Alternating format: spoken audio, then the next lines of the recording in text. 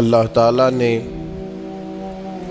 ہم پر یہ فضل فرمایا ہے کہ ہمیں اللہ نے عظمتوں والے محبوب عطا فرمائے۔ نبی پاک صلی اللہ تعالیٰ علیہ وسلم کا علم بھی بڑا عظیم ہے، حضور کے معجزات بھی بڑے عظیم ہیں، کمالات بھی بڑے عظیم ہیں، فضائل، شمائل، خصائل۔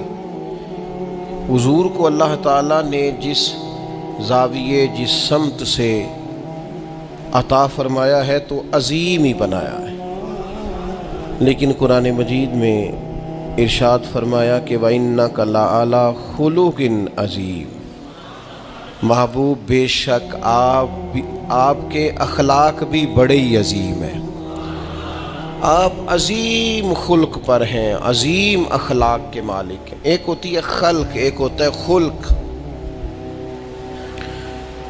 خلق کہتے ہیں انسان کی ظاہری تخلیق کو، اس کی ظاہری خد و خال کو، صورت کو، اور خلق کہتے ہیں اس کے باطنی اوصاف کو، اس کی سوچ کو، اس کی نرم دلی کو، اس کے اچھے جذبات کو، اس کے خلوص کو، اس کی عاجزی کو، اس کی محبت کو، اس کے للہیت کو، اس کے باطن کے اندر جو لوگوں کے لیے اچھے جذبات ہوتے ہیں، اس کو خلق کہتے ہیں۔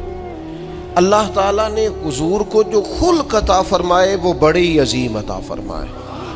نبی پاک علیہ الصلاۃ والسلام کے اخلاق کے اندر جو کمالات تھے وہ ذرا انفرادی تھے۔ ہمارا آج جو سب سے بڑا مسئلہ ہے وہ نہ اقتصادی ہے نہ معاشرتی ہے، ہمارا سب سے بڑا مسئلہ اخلاقی مسئلہ ہے۔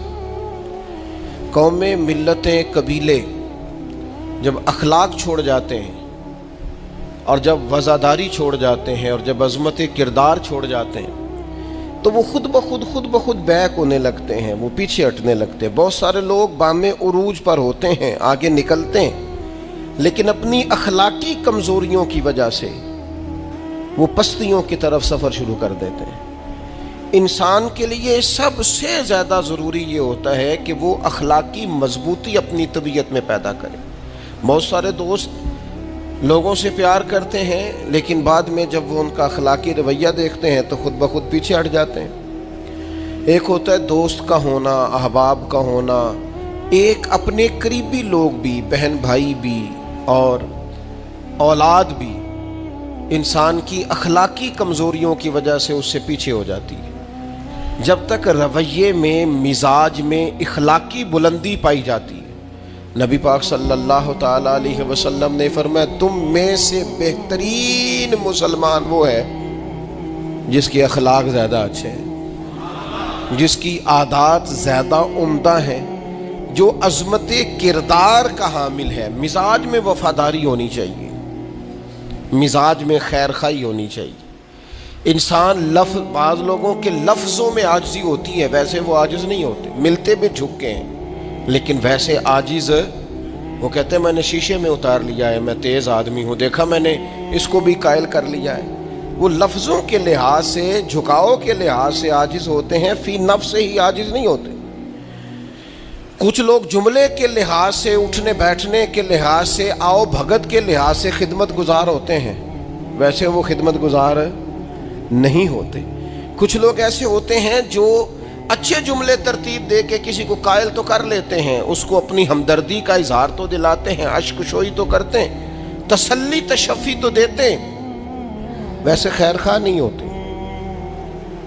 ویسے وہ بڑی اچھی دھیمی باتیں کر کے کہیں گے کہ یار کوئی مسئلہ نہیں، تو پریشان نہ ہو، تو ٹینشن نہ لے، میں تیرے ساتھ ہوں، پر نہیں نہ ساتھ ہوتے یار۔ زندگی میں وہ عجیب لمحہ تھا، وہ میرے ساتھ تھا پر میں تنہا تھا، ساتھ ہی تھا بندہ پر میں لوگوں کے ہجوم میں بھی اکیلا ہی تھا۔ اپنے اخلاقی رویے میں، خلق میں، مزاج میں، یعنی ڈھل جائے طبیعت انسان کی، اس کے رویے عمدہ ہو جائیں، اور یہ کام کشید نہ کرنا پڑے اسے۔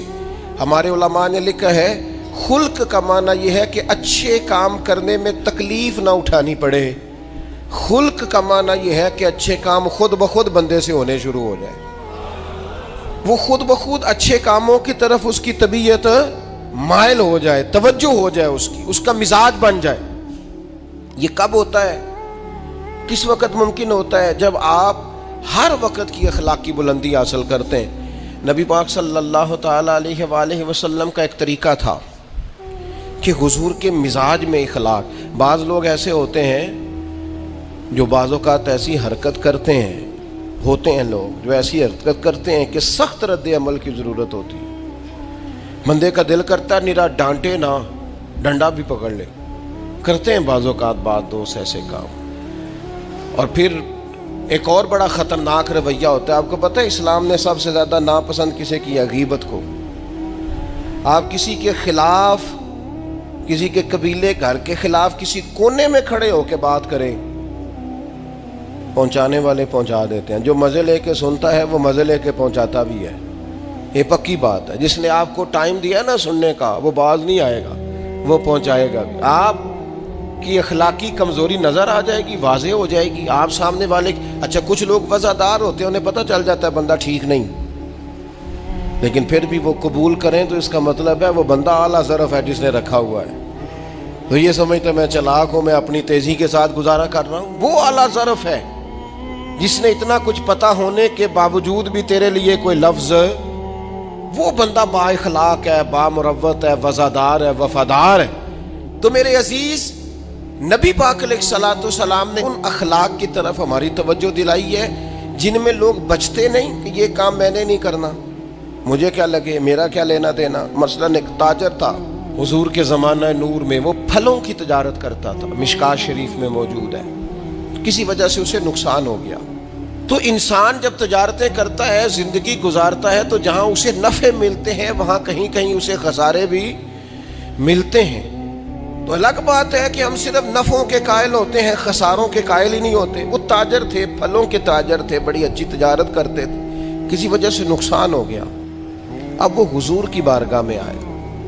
ہمارے ہاں یہ ہوتا ہے کہ لوگ کہتے ہیں میرا کیا لینا دینا، بلکہ اگر کوئی بندہ اس طرح کا مسئلہ حل بھی کرا رہا ہو تو کہنے حضرت صاحب تو آڈا نہیں ہے کام. اس تاجر نے اس بارگاہ میں آ کے کہا جہاں جو آ جاتا ہے ہمیشہ بامراد ہی جایا کرتا ہے. یا رسول اللہ صلی اللہ تعالی علیہ وسلم، میں پریشان ہو گیا ہوں. اور پہلے جب آدمی مالدار ہوتا ہے تو دائیں بائیں رش بھی ہوتا ہے، اور جب اس طرح کے حالات ہو جائیں تو وہ جو بڑے قریبی ہوتے ہیں وہ بھی کئی دفعہ ساتھ چھوڑ جاتے ہیں. ساری عمر ہی آٹا گد ہے تے لکھاں کیتے پیڑے، اب وقت آیا ہی تے محمد بخشا کوئی نہیں ہوں بیٹھا نیڑے. لوگ نکل جاتے ہیں، کمزور پڑ گیا بندہ بیچارہ. حضور کی بارگاہ میں عرض گزار ہوا یا رسول اللہ تکلیف میں ہوں. تاجر تھا، پھلوں کی تجارت کرتا تھا اور مشکات میں موجود.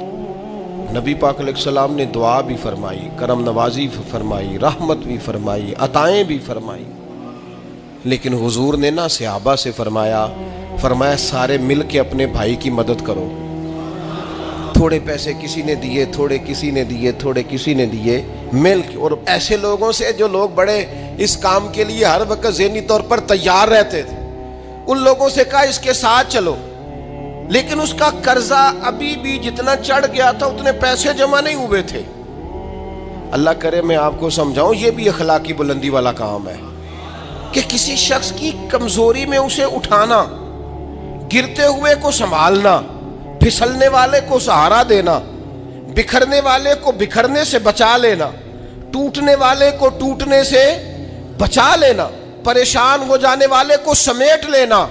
اللہ کے پیارے رسول صلی اللہ تعالی علیہ وسلم نے فرمایا اپنے بھائی کی مدد کرو. لوگوں نے مدد کی، لیکن اس حد تک اس کے پاس پیسے نہ ہوئے جتنا اس کا قرضہ تھا. اب حضور نے ان لوگوں کو بلایا جن کے اس نے پیسے دینے تھے، اور پیسے دینے والوں سے کہا کہ اس کے پاس اتنے ہیں، اتنے لے لو، اور چلو تم بھی کچھ نیکی کرو، کچھ لے لو کچھ چھوڑ دو. یہ کون کرا رہا ہے؟ رحمت للعالمین نبی. اور ہمارا جب کوئی بندہ اس طرح الجھ جاتا ہے پھر تو وہ ساڑھا لگتا ہی کچھ نہیں نا. اتنے دنوں تک نہ رشتہ داری ہوتی ہے، نہ دوستی ہوتی ہے، نہ تعلق. وہ تیری آنکھ ہو یا سنگ ملامت کی چبھن، کون پہنچا ہے میرے درد کی گہرائی تک. دور شہرت میں تو یاروں نے کیا یاد بہت، پر ساتھ آیا نہ کوئی کوچے رسوائی تک. جب حالات خراب ہوتے ہیں تو سب سے پہلا کام یہ ہوتا ہے میرا تعلق کوئی نہیں. اور جب ٹھیک ہوتے ہیں تو پھر بڑی لمبی رشتہ داری نکلتی ہے، اوہ ہو کہتے ہیں وہ بڑی دور کے میرے قریبی تعلقات ہیں، وہ بڑا دور کا رشتہ ہے اور میرا بڑا قریبی لین دین ہے. تو بڑی عمدگی سے لوگ بڑی دور شہرت میں تو یار ہونے کی یا یاد بہت، پر ساتھ آیا نہ کوئی کوچائے رسوائی تک. جو عرض کرنے جا رہا ہوں اس پر آپ نے زیادہ غور کرنی ہے کہ اگر کوئی آدمی گر رہا ہو تو گرتی دیوار کو دھکا نہیں دینا، اسے سنبھالنا ہے. اس شخص کو وہ یار حالات ہو جاتے ہیں اوپر نیچے، انسان کمزور پڑ جاتے ہیں، راہ چلتے چلتے کئی دفعہ گاڑی کا صرف پیٹرول ہی ختم نہیں ہوتا، جو مفت میں پانی ملتا ہے کئی جگہوں پہ وہ بھی ختم ہو جاتا ہے، اور قریب قریب اس کی بھی کوئی شناخت نہیں ہوتی.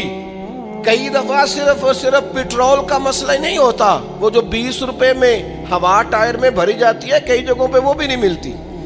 تو تسلی کے لیے اخلاقی رویہ یہ ہونا چاہیے کہ اگر کوئی بندہ کہیں کمزور پڑ رہا ہے، گر رہا ہے، تو اس کی اس کمزوری پر اسے تھاما جائے، اس کی حوصلہ افزائی کی جائے، تسلی دی جائے.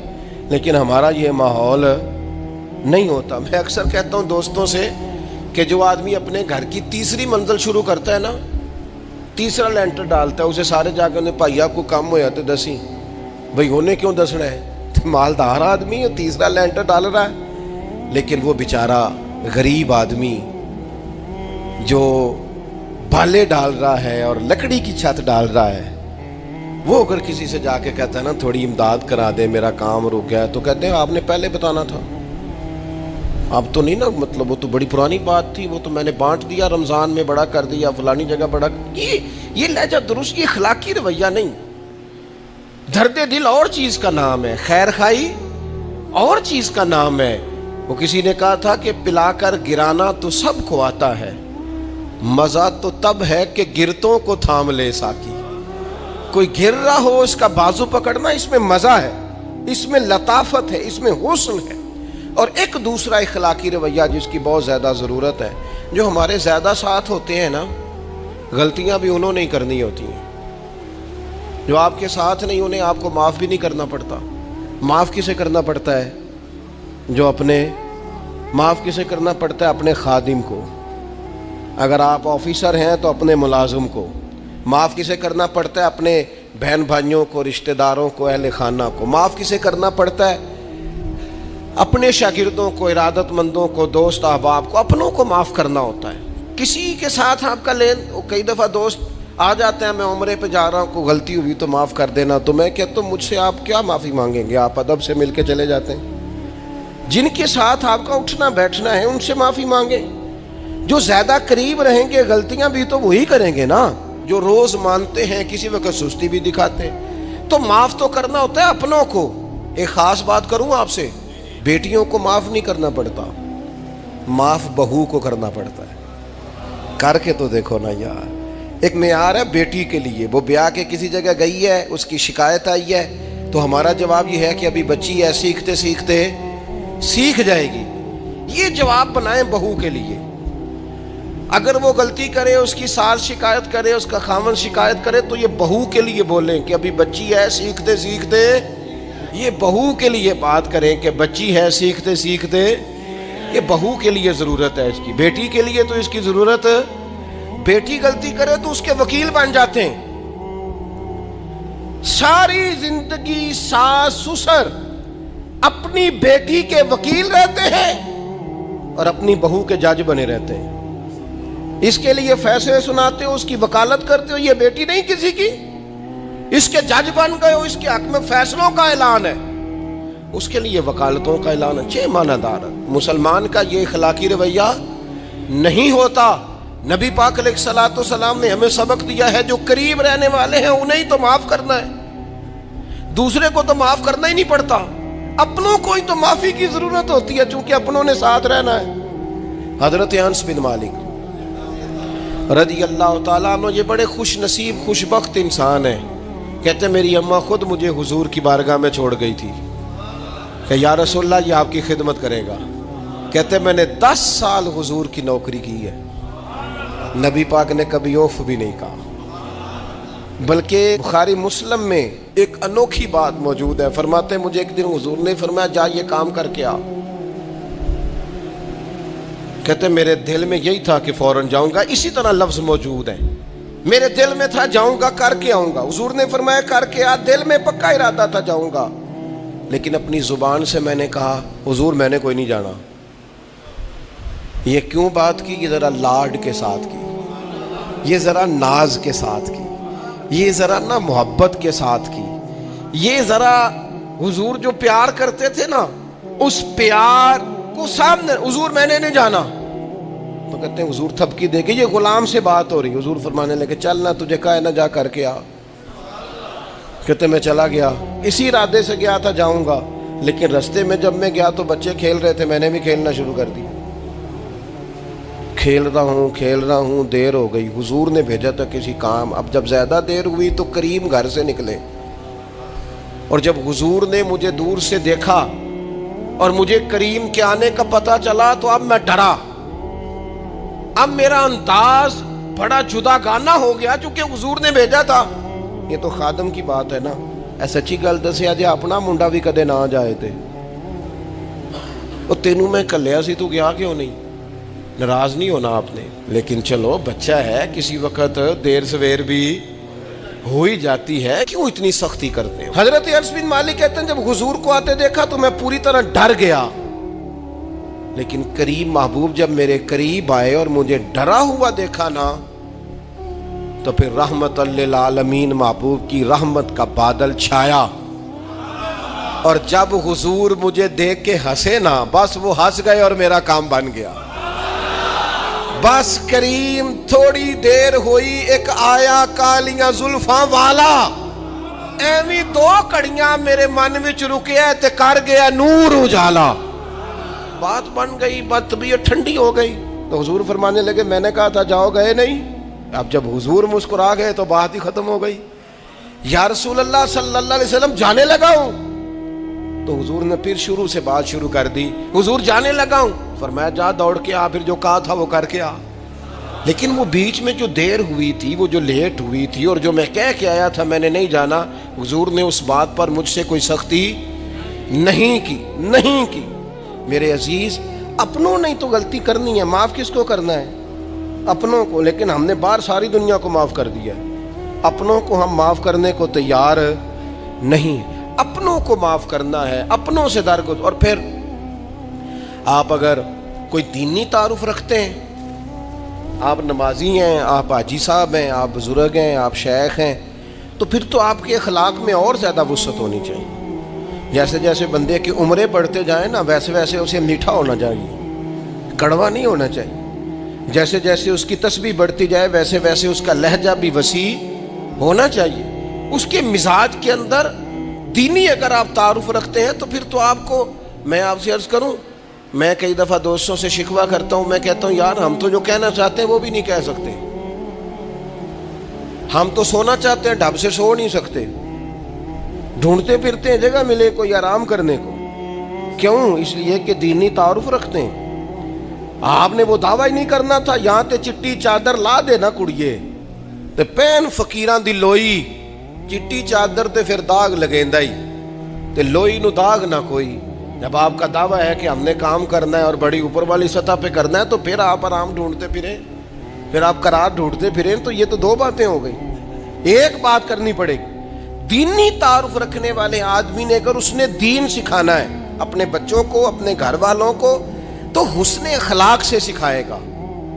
وہ اگر ڈنڈا پکڑ لے ہر وقت, سختی بھی کریں جہاں ضرورت ہو, لیکن اگر اس کا لہجہ ہی ہمیشہ کے لیے تلخ ہو جائے گا تو وہ کبھی بھی دین سکھانے میں کامیاب. انسان بہت سارے دینی غلطیاں کرتے ہیں. میں بہت سارے لوگوں کو دیکھتا ہوں وہ اس طرح تنقید کر رہے ہوتے ہیں جیسے انہوں نے پہلے اسے پورا درس نظامی پڑھایا ہے, اصول پڑھائے ہیں, تو اب غلطی کر رہا ہے تو تنقید کر رہے ہیں. بھئی عام آدمی ہے, اس سے غلطی ہوگی. بڑی اہم بات بھی, بہت بڑا آدمی بنیادی بات سے بھی کسی وقت ناآشنا ہو سکتا ہے, لیکن آپ کے لہجے میں سختی ہے, آپ بات کرتے ہیں تو تلخ کرتے ہیں, آپ سے کوئی دینی کلام کیا جاتا ہے تو آپ سخت ہیں. دینی لوگوں کو چاہیے کہ وہ دین سکھائیں تو اس میں بہت زیادہ اخلاق کا خیال رکھیں. غلطیاں کریں گے لوگ. اگر آپ عالم ہیں اور آپ کے پاس کوئی دینی معلومات ہیں تو پھر آپ کو اس کی خوبصورتی کا بھی پتہ ہونا چاہیے آپ نے. حضرت معاویہ بن حکم رضی اللہ تعالیٰ عنہ کہتے ہیں میں نے حضور کی مسجد شریف میں نماز پڑھی تو ایک شخص کو نا چھینک آئی, یہ بھی بخاری مسلم میں موجود, تو میں نے نماز میں کہہ دیا یرحمک اللہ. یہ چھینک آنے کا جواب ہوتا ہے, میں نے یہ نماز میں کہہ دیا. تو اب بہت سارے لوگ مجھے گھورنے لگ گئے, کچھ نے اپنے ہاتھ بھی مارے زانوں پر کہ یہ کیا کر رہے ہو, نماز میں بول رہے ہو.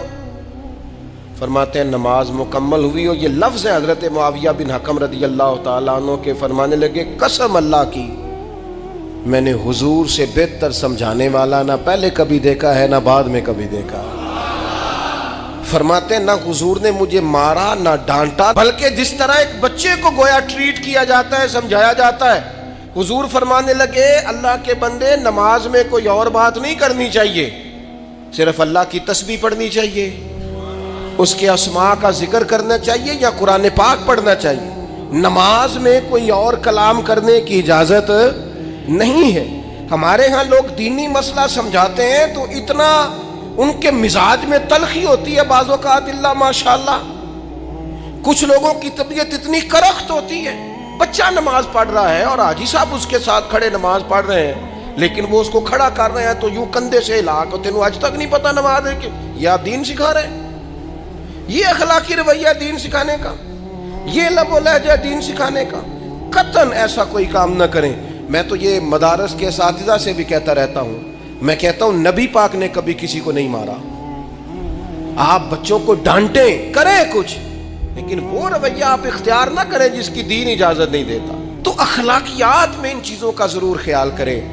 ایک روایت اور عرض کر دوں آپ کو.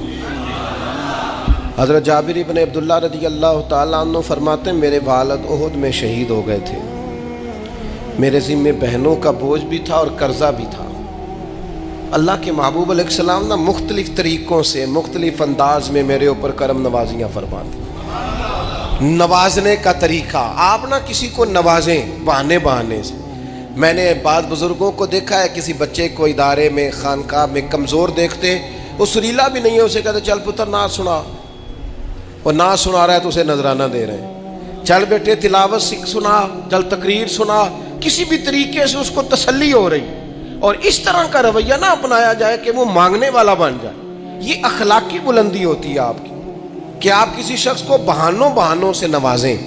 اس طرح کا ماحول نہ بنائیں کہ آپ اسے کہیں کہ چونکہ تو کمزور ہے, غریب ہے, فقیر ہے, لہذا تجھے دے رہا ہوں. حضرت جابر ابن عبداللہ فرماتے ہیں, اور یہ بھی آپ کو مسلم شریف میں ملے گا, فرماتے ہیں کہ جنگ میں میں حضور کے ساتھ تھا, میرا اونٹ بڑا کمزور ہو گیا, بیمار ہو گیا, چل نہیں رہا تھا.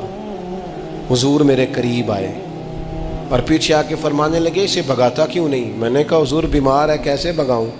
تو نبی پاک نے نا اونٹ کو ایک درہ لگایا اور گویا پیغمبر اعظم نے حکم دیا, نبی رحمت نے, نبی اکرم نے حکم دیا, فرمایا اونٹ بھاگتا کیوں نہیں.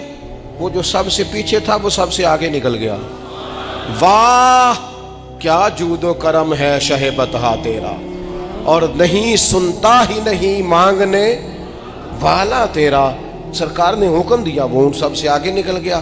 اب حضور گھوڑا دوڑا کے آگے آئے, فرمانے لگے جابر یہ اونٹ میرے ہاتھ بیچ نہیں دیتا. وہ بیمار تھا, حضور کے حکم سے بھاگا ہے, فرمایا بیچ نہیں دیتا. کہا نہیں یا رسول اللہ ویسے ہی رکھ لیں. فرمایا نہیں میں پیسے دوں گا. یا رسول اللہ آپ کا یہ ہے. فرمایا نہیں آپ قیمت بتائیں. حضور ٹھیک ہے اتنے کا اونٹ ہے, میں مدینہ طیبہ جا کے آپ کی خدمت میں پیش کر دوں گا. حضرت جابر ابن عبداللہ فرماتے ہیں حضور نے مجھ سے اونٹ خریدا. مدینہ طیبہ پہنچ کر نبی پاک صلی اللہ تعالی علیہ وسلم نے سیدنا بلال حبشی سے فرمایا جابر کو اونٹ کی قیمت بھی دے دو اور کچھ پیسے زیادہ بھی دے دو.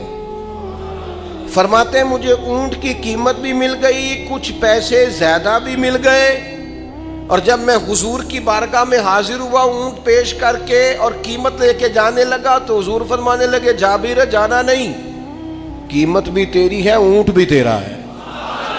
نبی پاک نے وہ اونٹ بھی تحفے میں مجھے واپس دے دیا.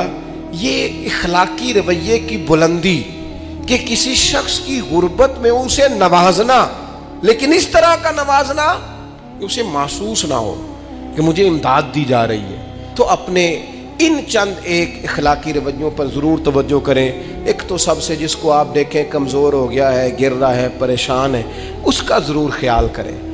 लोग बड़े बड़े तेज़ दौड़ते हैं, किसी जगह फिर गिर भी जाते हैं, गिरते हुओं को संभालने की कोशिश करें।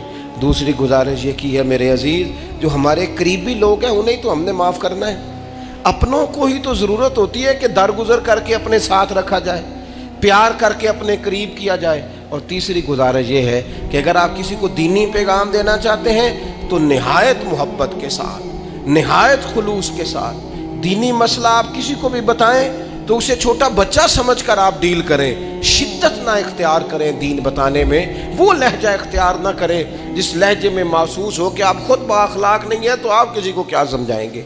और चौथी गुजारिश ये की है, जब किसी की मदद करें उसे रुसवा करके नहीं, किसी की फैली झोली देखकर खुश होकर नहीं, बल्कि आप एजाज़ भी उस शख्स को अता करें और रवैया इस तरह का इख्तियार करें जिसमें महसूस हो कि उसकी इज़्ज़त नफ्स मजरू नहीं हुई।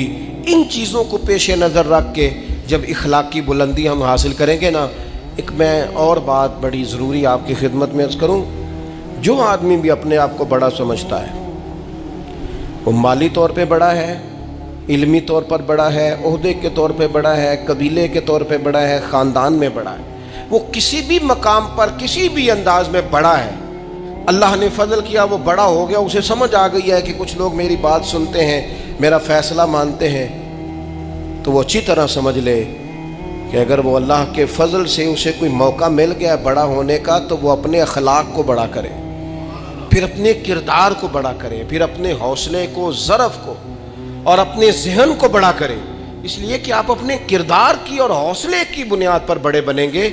सिर्फ ये कि 2-3 आपके नाम के साथ अलकाबात लग जाएं और चंद लोग आपको सलूट करने लग जाएं, इससे नहीं पता चलेगा कि आप बड़े हैं। किरदार व अमल से खुशबू आएगी तो पता चलेगा आप कितने बड़े हैं। अल्लाह ताला हमें समझने की तौफीक अता फरमाए।